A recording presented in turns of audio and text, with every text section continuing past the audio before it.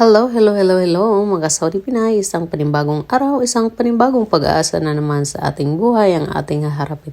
And yes, for today's video, tayo ay nagpe-prepare dahil tayo ay papasok sa ating trabaho dito sa ating pinagtatrabahoan sa Europa.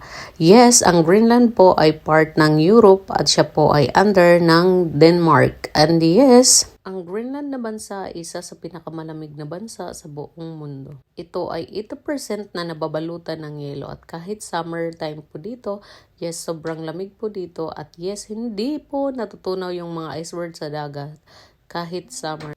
Mapapansin nyo naman sa kasuotan ko na nakalimang patong po ako bago ko isuot yung aking winter jacket. At yes, ako po ay may pang-cover ng aking mukha para hindi talaga tumagos yung lamig sa aking katawan.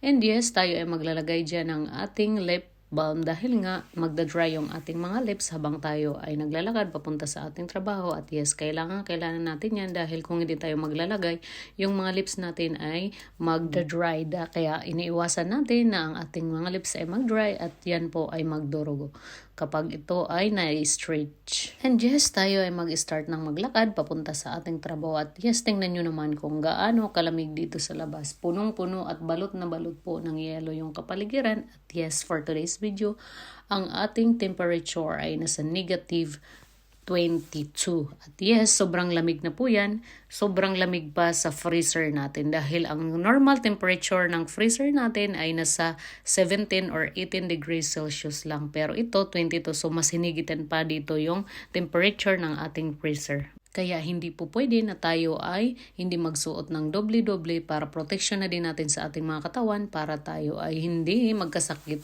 sa sobrang lamig ng panahon dito sa Greenland. Kaya sa iyo na nag-iisip na sobrang ganda ng buhay ko dito dahil nandito ako sa Europa, yes, salamat sa Panginoon at ako ay dinala dito at nagkaroon ng bagong oportunidad. Pero hindi po madali talaga ang pagtatrabaho dito sa Greenland. Sobrang extreme po talaga. Bakit? Unang-una dahil sa panahon. Syempre, ang panahon dito ay sobrang napakalamig at wala naman tayong ganitong temperature doon sa Pilipinas or kahit sa ibang bansa nung ako ay nasa Saudi pa. At pangalawa, sa pagkain, dito po sa Greenland, hindi po uso dito yung mga fresh. Lahat po dito ay mga frozen. Kahit yung mga vegetable ay mababili mo din sa supermarket ng frozen. May mga ilan-ilan naman ng mga fresh pero syempre, ibang-iba talaga yung presyo pag fresh yung vegetable na mabibili mo dito. Itong dinadaanan ko pala, ito ay isang creek or isang parang ilog. Hindi naman siya ilog, parang creek lang or parang spring na tuwing summer nagkakaroon po yan ng tubig. Siyempre ngayon ay winter kaya frozen po ang lahat ng mga tubig dito. So wala ka pong makikita ng tubig sa kapaligiran kundi ang dagat lang talaga. Pero punong-puno po yan ng iceberg.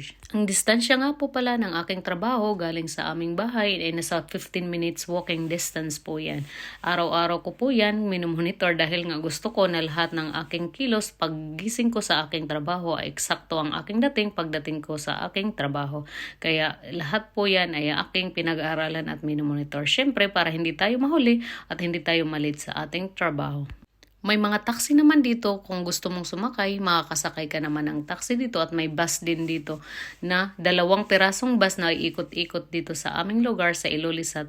Pero ang bus po ay may timing po. Pero kung taxi ang iyong sasakyan, syempre sobrang mahal din ang bayad ng taxi dito. Kaya minamabuti ko na ako ay maglakad na lang since 15 minutes away lang naman yung aking lalakaran galing sa aking bahay papunta sa aking trabaho. So, mas nai-enjoy ko yung kapaligiran pag ako ay naglalakad dahil nga sa ako ay nakakapag-exercise din, nakakapag-walking din ako habang ako ay papasok sa aking trabaho. Totoo nga po talaga na sobrang laki din talaga ng mga pasahod dito sa Europa sa lahat ng mga skilled worker. Yun nga lang, extreme po talaga at sobrang challenging yung ating pagtatrabaho dito. Syempre, nasa ibang level na tayo at nandito na tayo sa Europa kaya kailangan natin ng extra lakas, extra energy at extra technique sa lahat ng ating mga trabaho para syempre mas mapadali yung trabaho natin at hindi tayo maabutan ng ilang oras sa ating paglilinis kung halimbawa tayo ay maglilinis na. So lahat po dapat ay nakasit na sa iyong isip kung anong unahin mong trabaho at kung ano ang madaling trabaho at yan ang una mong tatrabahuin. Itong tulay na ating dinadaanan. Shortcut po namin ito, nadaanan. Yan o. Ito, nakamahabang tulay namin dito. Nakikita nyo, yung mga bata naglalaro. Ayun o. Naglalaro po yan sila. Diyan sa may snow, nag-slide sila. Kasama ang kanilang mga parents.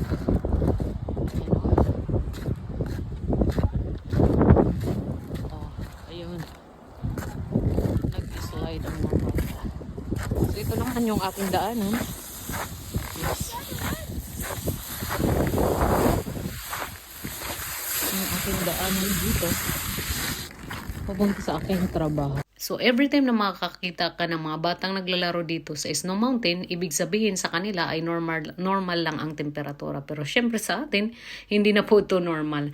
Pero sa kanila, yes, napaka-normal po. Bakit? Sila po ay mas magandang maglaro pag ganito yung panahon. Dahil nga, kailangan din nila ma-expose sa mga lamig para yung mga katawan nila ay maging cold proof talaga. Dahil nga, hindi normal ang temperatura dito sa kanila. Kaya ayan ang ginagawa nila.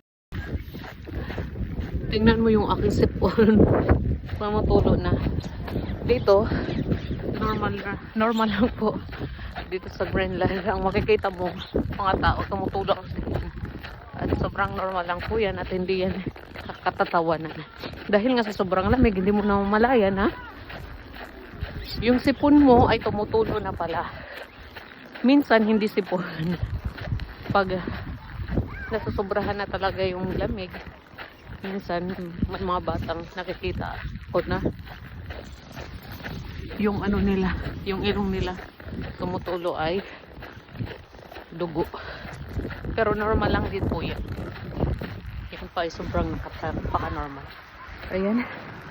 So nandito na tayo sa pinakamay sentro. Ayan.